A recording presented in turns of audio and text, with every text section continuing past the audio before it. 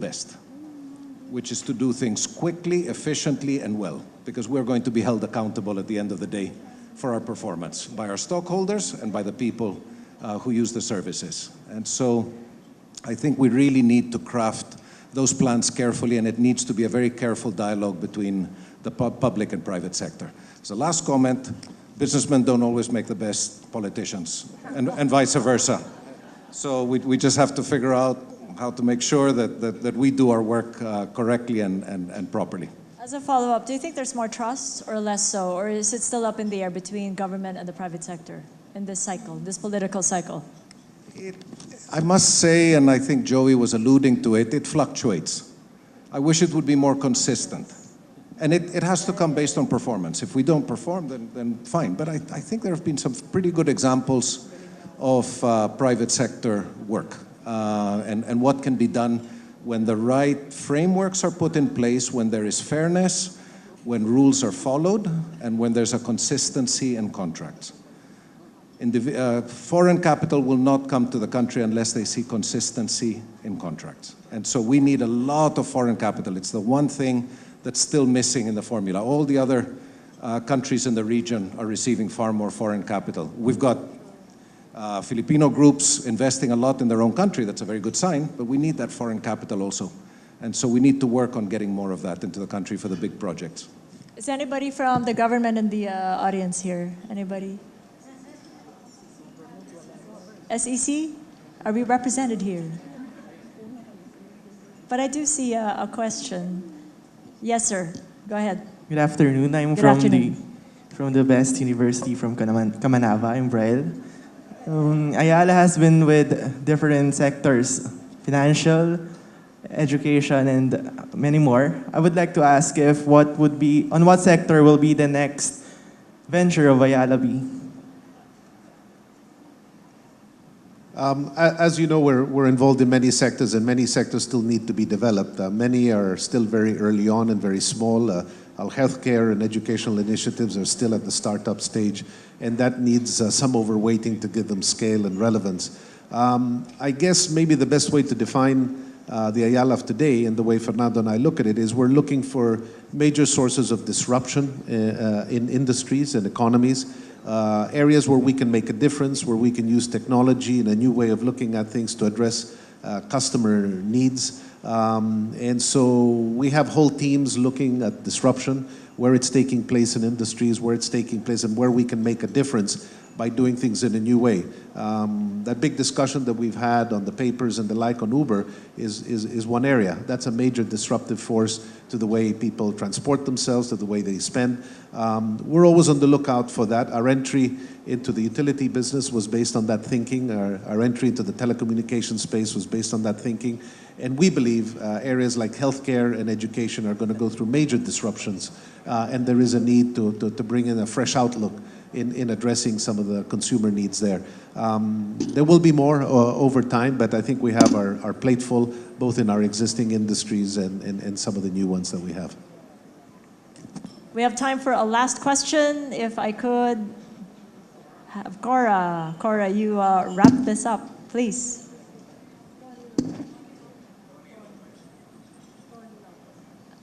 Tony, you would like to ask the last question. Please go ahead. Do you have a microphone?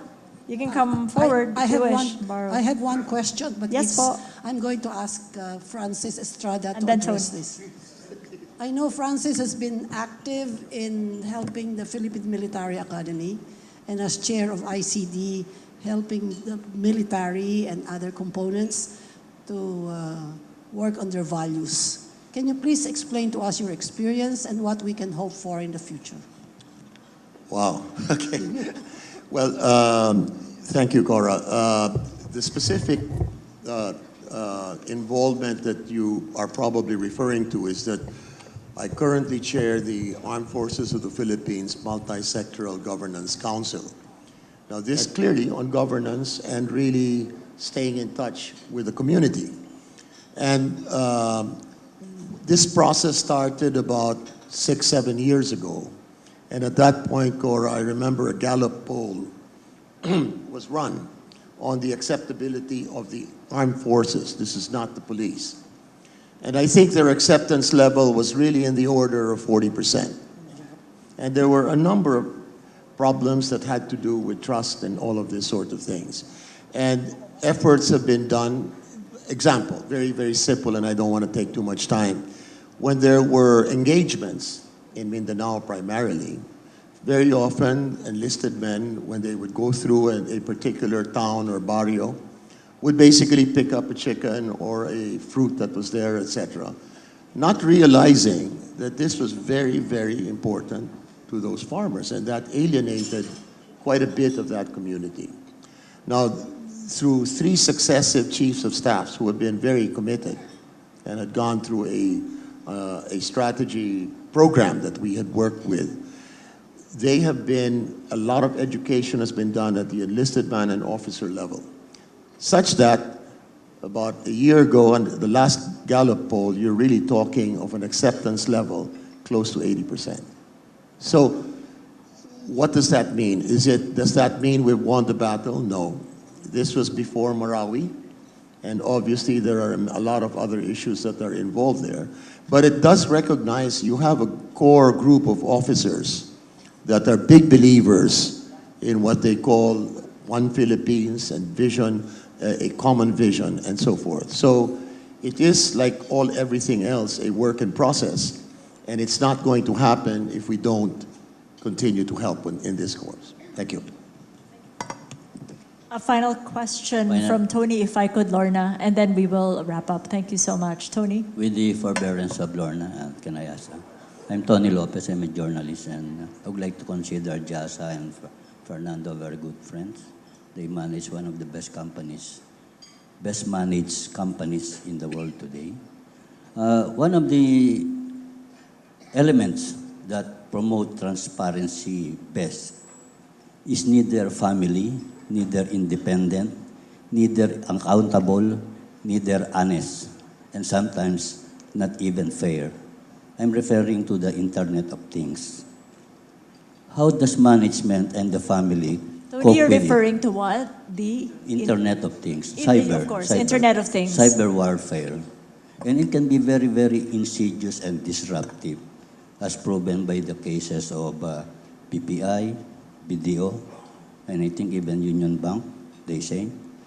So how does a family cope with that kind of intrusive technology, which also promotes transparency? Thank you. I agree, Tony, and thanks for the question. I'll just keep this relatively short, given that we've reached the time, but the Internet of Things is going to be a reality for all of us. That technological shift, as services become more widespread and start to be quite conclusive, is going to change so many things. By its very nature, Tony, I think it's going to become much more transparent. And events are going to be much more immediate. It's changed so many industries already in so many ways, and I think the big move that's going to take people by surprise over the next decade is how the whole automotive sector is going to change, and that's going to be driven to a great extent by the Internet of Things as we go. I think we just have to keep adjusting, and the reason I mentioned education as a primary concern, Tony, early on, and bringing in progressive talent into institutions is none of us can predict the future. If not, we would all be massively successful and wealthy. But we can have a mindset that is comfortable adjusting to change and can read it a little bit. We do our best, Fernando and I, to create and attract people to our institution that are comfortable with change, that are not scared of it. And as technology shifts and changes, we can't predict where it will go. But we can, at the very least, try to harness it, address it, and participate within it. But I do agree with you, that is going to be a new reality, and that will change fundamentally so many industries and so many of the ways we work. And the best is just to keep adjusting as it takes place. Yes, Fernando? If I could add, Tony, when we talk of disruption, it should be disruption for good and not for the sake of destroying something, obviously. Disruption is there because it should make things cheaper, faster, better. The frightening part about disruption is how many people it leaves behind. And so just as we're looking at those new technologies, which will come here whether we like it or not, we have to now create new industries and prepare people properly for those new industries so that the employment growth can continue. And I've always been a big fan of tourism and feel that we really are not handling our tourism correctly in our country. Our numbers are just so much less than anyone else in the region, and that's something that our country can play into. We have all the strengths necessary, medical tourism. There are many things that we can do, but we need to train people properly for it. We need to have a proper master plan and a clear path to get to those, so that while this disruption's going on, we're creating new industries that can employ people. On that note, thank you so much. Much appreciate this time. Great panelists, great speakers, and you've been a great audience. Thank you. Lorna, take it away. Thank you very much. I'd like to thank our speakers and our panelists for sharing their time and expertise at our panel discussion. Thank you to Kathy for moderating, very interesting indeed. I know the brothers Karamazov, the brothers Ayala would have to leave in a few minutes, but please photo op. Evelyn Singson and our president, Francis Lim. Please stay on after the photo op. We have a raffle. We're raffling iPads and chargers, etc., etc. May I also call on the Board of Trustees of SharePHIL Philippines.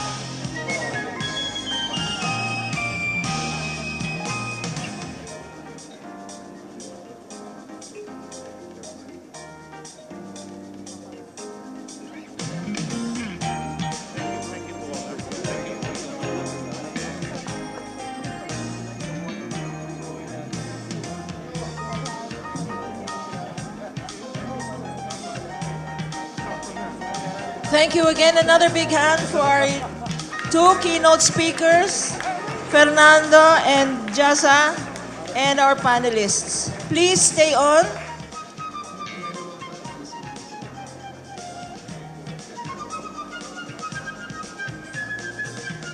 I'd like to call on our president for SharePHIL, and he is senior partner of Angara Abello Concepcion Regalan Cruz Law Offices, or ACRA Law, and I see Teddy Regala there. Teddy Regala taught me all the good things. I taught myself all the bad things, actually, so please don't blame ACRA for my training.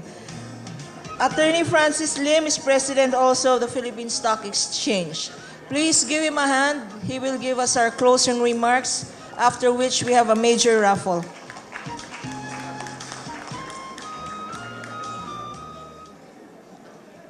Thank you, Lorna. Lorna and I work in Accra. I think our founding partner, Teddy, is here, and some of my partners. Anyway, I haven't prepared anything, but let me try to digest for you what has been said both by the two brothers. We're indeed very lucky to have them both in one forum. I understand, or we were told, that this is the first time that the two brothers really were speaking together in keynote speakers in one forum. But before anything else, our chairman, Evelyn, has told you what SharePHIL is all about. I'd like to take this opportunity to talk about what SharePHIL is not, because there may be some misimpression on the part of the public of what we are truly as an organization. First, SharePHIL is not here to create trouble or difficulties for listed companies. We do believe that working with listed companies in Philippine context is a practical means, a very practical way of promoting and protecting shareholders' rights. Because if you do not have the buy-in of our listed companies, you can cry to high heavens. And since the controlling shareholders have the numbers, nothing will happen. You know how it's painful to admit, but our court system is not as strong as the court systems in other countries. So we have to figure out a way of how best to promote and protect shareholders' rights in our local context. And that's the reason why we came up with this strategy. Why don't we work with listed companies? Because that is a good way or a practical way of protecting shareholders' rights. And for that reason, we have endeavored to invite the controlling shareholders of listed companies. I think as our chairperson and Mon said, for the first summit, we had no less than MVP of the MVP group. The second summit, Tessie Coson of the SM group. Third summit, we had the father and son tandem, the Lopez groups, si Oscar and Piki, and now we have the two brothers. Next year, you'll have the surprise. We're already conceptualizing who our speakers will be. We are not here to sue. We are not a law firm, okay? We are not here to sue listed companies or shareholders of listed companies in your behalf. And again, because we are not a law firm to whom you can go if you want to sue listed companies. We have received a lot of complaints. They say, we need lawyers. Can you sue this company on our behalf? No, that's not our role. Anyway, Attorney Kapunan is here. Okay, we do believe that it's much better to fix things in the boardroom, to have a dialogue with the controlling shareholders, rather than taking them to court. In our language, fix things in the boardroom rather than in the courtroom. Let me be very clear on that. Okay, shareholders should not only, especially including minority shareholders, should not only think of the rights. We also have responsibilities as shareholders. And that's another thing that we want to promote. And that's the reason why shareholder education is our mantra. We want to educate our shareholders not only on the rights, but more so on the responsibilities. Let's also hold our companies responsible to us. And the way to do it is to engage these companies in a friendly, diplomatic way. Only in remote instances will we as SharePHIL go to court. And we have done that in the past, especially when principles on good corporate governance is concerned. If you look at the Supreme Court decisions, the name SharePHIL, young though we are, is already in the decisions of the court. Okay, few takeaways from the two brothers and the discussion. 183 years of doing business in the Philippines is no joke. Okay? And if there's one key takeaway that I took, I think it's governance, especially in a country where family-controlled corporations abound. I think governance starts with the family, and I think that was made clear by the two brothers, gets elevated to the board, and then there is a deeper engagement with society. And I think that's a very good way of sustaining your company in the long term, like the Ayala Group, which as I said, has already 183 years of existence, of respect, a group that has been looked up to not only in the Philippines, but also internationally. And there's one thing that really struck me. In a global atmosphere, I think we have to benchmark our practices to the global best practices. I think it's about time to veer away from a purely domestic or local thinking. Because whether we like it or not, we will live in a world that is becoming smaller because of technology. We will now live in a world where each country, all countries, are pitted against each other. So we owe it not only to our shareholders and stakeholders, but to our country to benchmark our practices to global best standards. Of course, we have to take a look at local conditions. It's not a matter of taking those practices hook, line, and sinker. We also have to adjust them to the realities of the ground. But I think, as a general rule, even as a former regulator, we have to come to terms with that reality that we don't live in an isolated world. We have the region, we have the world to contend with. So I think that's my key takeaway. But before I end, let me thank, of course, the two brothers, our panelists, the Board of Trustees, especially our Summit Committee, Jimmy, thank you very much for taking the two brothers to us. I know how hard you work, and I think you have been recognized, no less than by your bosses. Kathy, for moderating the session, and of course, Lorna. Thank you, Lorna, for behaving. I personally talked to her, but I knew that she's the lawyer that you may want to go to, but tell her to behave. Of course, we have the media. Thank you very much for your support. You have been supporting me since my PSC days. Thank you especially to the students. You know, this is part of our education program. We want to start our investors early enough. We have students, officers, deans, teachers from several schools, the Ateneo, De La Salle, Miriam, of course, UE. Thank you, Wilson. I think UE was the first school that really supported us. Thank you very much. Thank you very much. Okay. We have Southville International School. We have Assumption. We have CEU. Okay. And Miriam. Otherwise, Cora is here. My wife is there. She's very active in Miriam. Okay. The staff of SharePHIL, Ada, where are you? Lynn, Abby, and even the staff of this great hotel.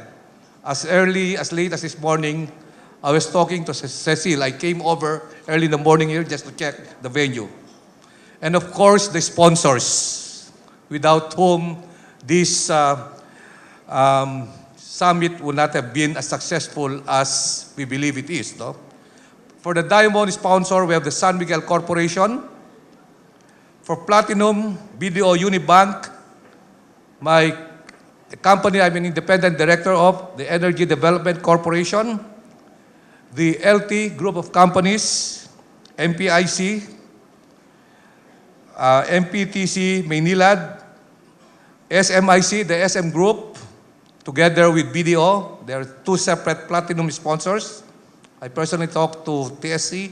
Thank you very much, although you are not here. Of course, the Ayala Corporation, Gold, Meralco, PLDT, RCBC. For the bronze sponsors, DNL Industries. DNL had been supporting us since day one. Mega World Corporation, Semirara Mining and Power Corporation, Century Properties Group, Security Bank, Call Financial, Del Monte, FINMA, Union Bank, Double Dragon, Metro Bank, BPI, Isla Lipana. Thank you. Thank you very much. P&A, Insular Life, and for the donors, I think SGB was also, SGB, yeah? For the donors, we have Insular Life, Robinson, CLSA, Credit Information Bureau, Victoria's Billing, thank you, Wilson again. Reyes Takandong, Phil Equity, Cebu Air, Wilcon, SSS, Producers Bank, Dusit, KPMG, World Stage, and for our wine, Happy Living Philippines. Thank you very much and see you next year. Now comes the raffle. Thank you.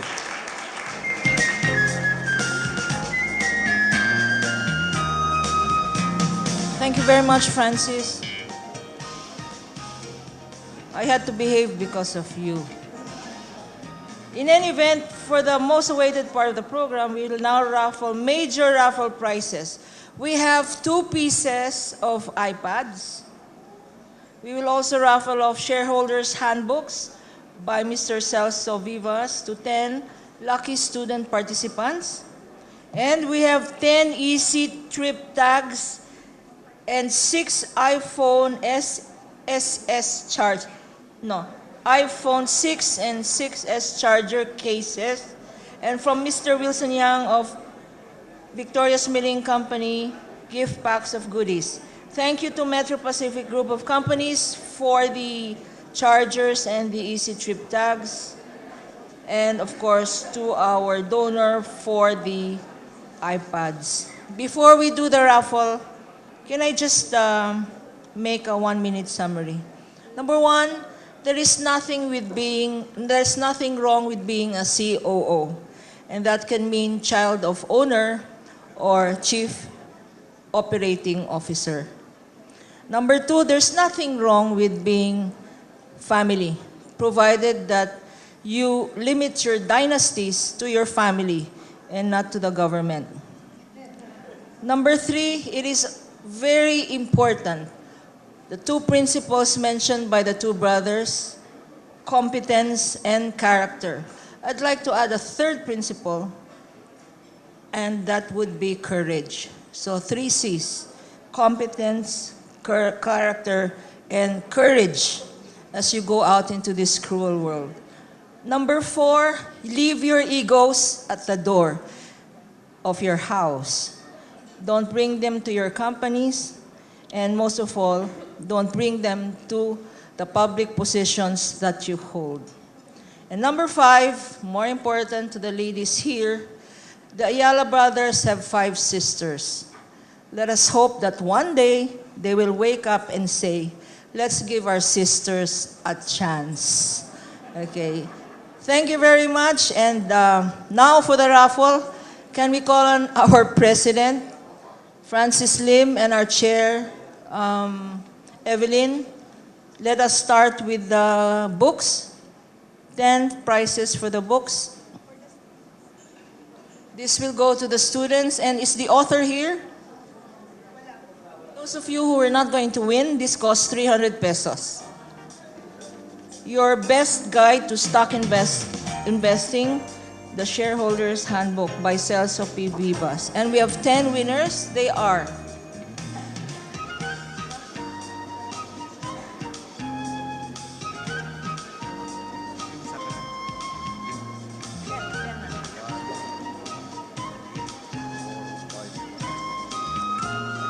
Charade Padilla from Semirara. No, it's not a. You're not a student unless you flunk. Jo Marie Joshua Martija from CEU Makati. Julia Nicole Tagun from Assumption. Please come to the stage.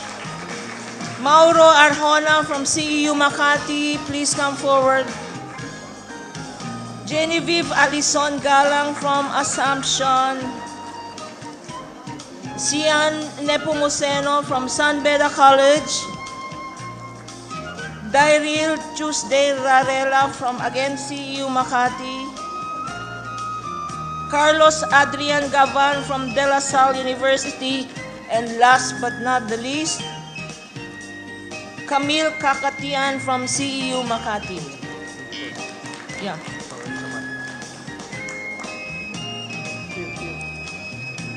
And Paul Tan from UE Manila.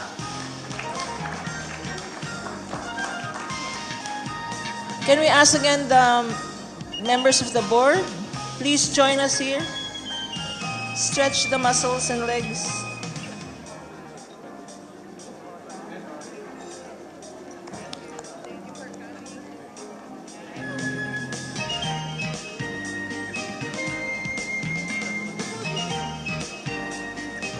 We have Jean Carlo Balanay from UE Manila. Angela Trixia Magno from Assumption. Nancy Concepcion from TV5. Mon Hermosura from Ayala Corp. Is Mon here? Wala na. Edmond Garcia from AC Energy Holdings Inc. Camille Kakatian from CEU Manila. Maria Consuelo Lucban from BPI. And Michelle David Abundo III from Ortigas & Co. Ortigas & Company. Nena Arenas from Semirara and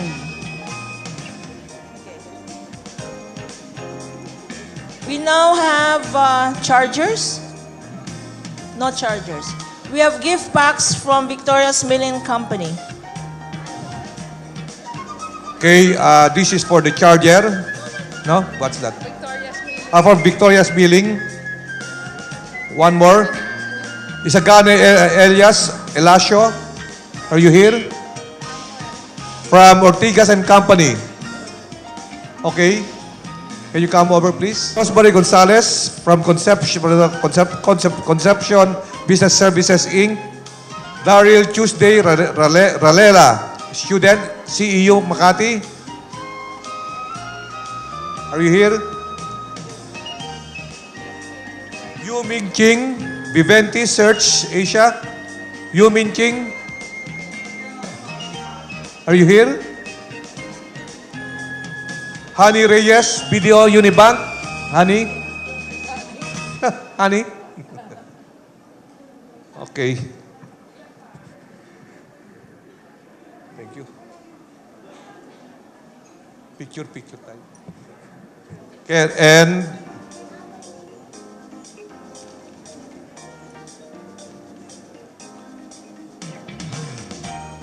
Aliana de Jesus, Assumption College. Assumption. Is she here? She. Assumption. Okay, come. Matthew Ryan Yang, EDC. Are you here, Matthew? Wala. Si Jess na lang. Ruel Baranan, Ayala Foundation. I don't think he's here.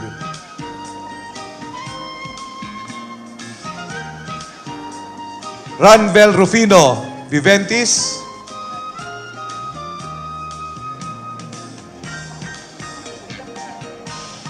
And Patrick Mamangon, CEU, another student. Can you come over, Patrick? Okay, pa-picture tayo. Two more.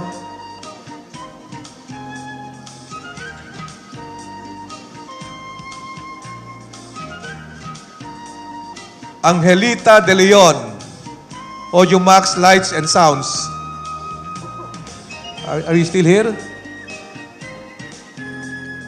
Tina Del Rosario, Ayala Corp, AC.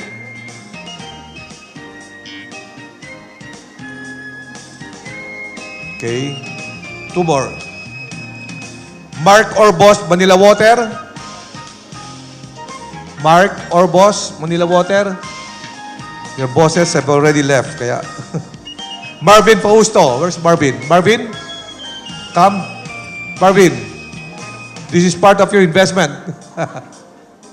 Is your son here? Is the investor?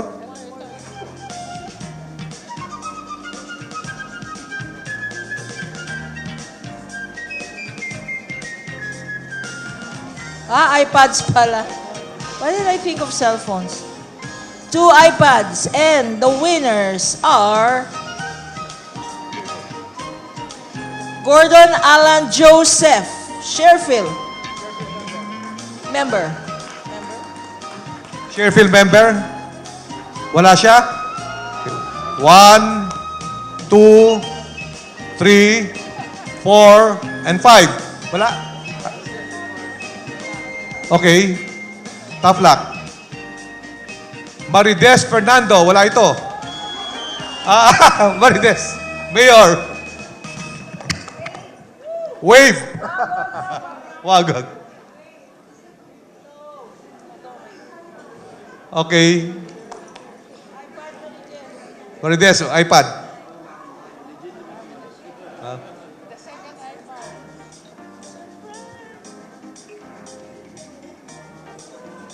Rito Maghari, Dimensions videographer. Rito, are you here? Can we ask our videographer to please join us? Bigyan natin ng mga masagabong palakpakan. Panalo tayo. Somebody take his picture. Congratulations po. Bigay ninyo sa tunay na asawa ninyo.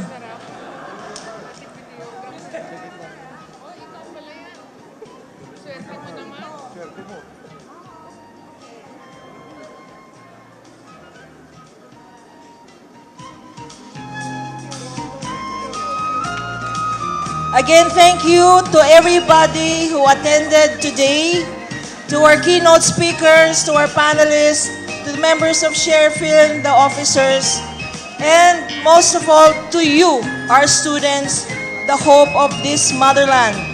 See you at the next summit. There will be cocktails and food after this, so please stay. We had 320 participants. Let us give ourselves a big hand.